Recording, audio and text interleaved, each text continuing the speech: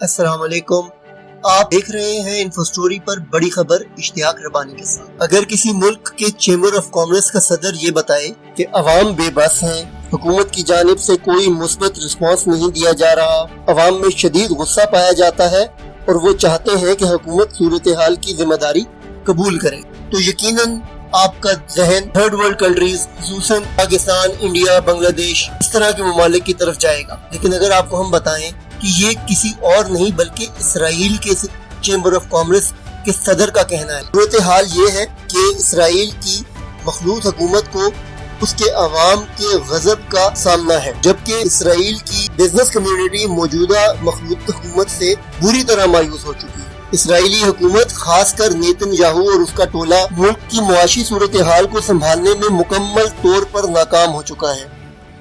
آپ کو یہ بات کسی بھی بڑے مغربی میڈیا پر بتائی نہیں جا رہی کہ اس وقت تقریباً روزانہ کی بنیاد پر تل ابیب میں شدید مظاہرے ہو رہے ہیں۔ وہاں پر بگڑتی ہوئی معاشی صورتحال، کرونا اور آئے روز کی جنگوں کی وجہ سے وہاں کی عوام شدید تنگ ہو چکی ہے۔ اسرائیلی حکومت اپنے عوام میں پھیلی بے چینی کو کنٹرول کرنے کے لیے غرب اردن کے علاقوں پر قبضہ کرنے کا ارادہ رکھتی تھی، مگر بین الاقوامی دباؤ اور اس منصوبے کو امریکہ کے علاوہ دیگر کسی ملک کی حمایت نہ ملنے کے باعث اسے منہ کی کھانی پڑی۔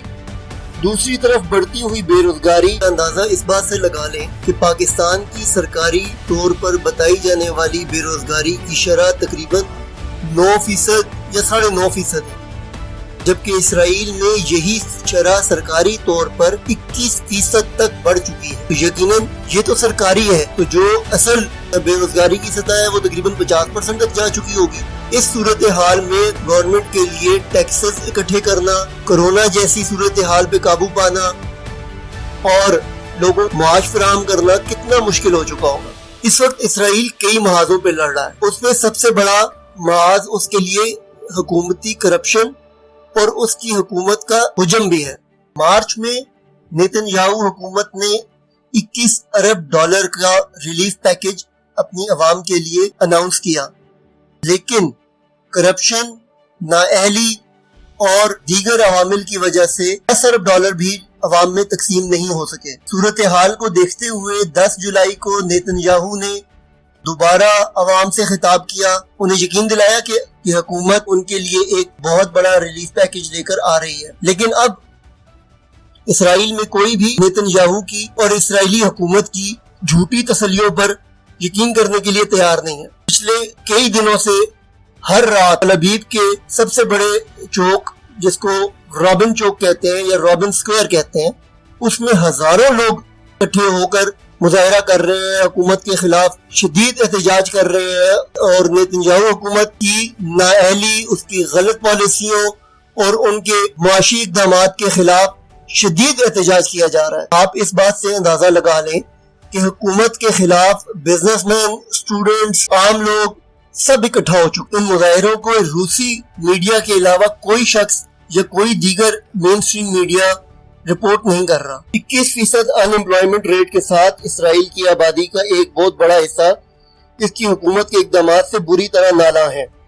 گزشتہ ہفتے ہی اسرائیلی عوام مظاہرے کے لیے جمع ہوئی تو اطلاعات کے مطابق ہزاروں لوگ جمع ہو۔ اسرائیلی حکومت اس طرح کے کسی مظاہرے کے لیے بالکل تیار نہیں تھی اور پولیس کو مجبوراً پیچھے ہٹنا پڑا۔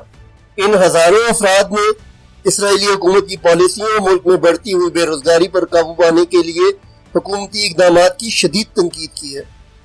اس مسئلے سے نمٹنے کے لیے نیتن یاہو حکومت پر کئی ارب ڈالر خرچ کرنے کے لیے عوام دباؤ ڈال رہے ہیں، لیکن نیتن یاہو حکومت کے پاس خرچ کرنے کے لیے پیسہ رہا ہی نہیں ہے۔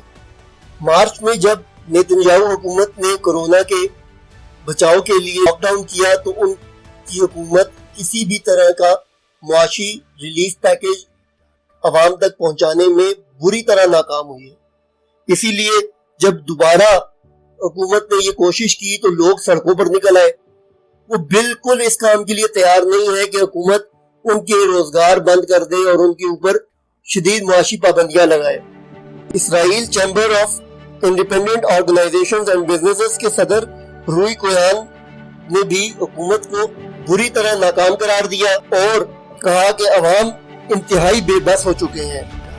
اس حکومت کی جانب سے کسی بھی قسم کا کوئی مثبت اقدام سامنے نہیں آ رہا۔ عوام میں شدید غصہ پایا جا رہا ہے اور وہ حکومت کو ان تمام صورتحال کا ذمہ دار سمجھتے ہیں۔ امریکہ جہاں مشرق وسطیٰ میں اسرائیل کو ایک بدماش کی حیثیت دیتا ہے، وہاں کیونکہ امریکہ کی اپنی معاشی صورتحال بہت پتلی ہو چکی ہے، وہ اسرائیل کو معاشی طور پر سنبھالا دینے کے لیے کوئی مثبت یا قابل ذکر کام کرنے کے قابل نہیں رہا۔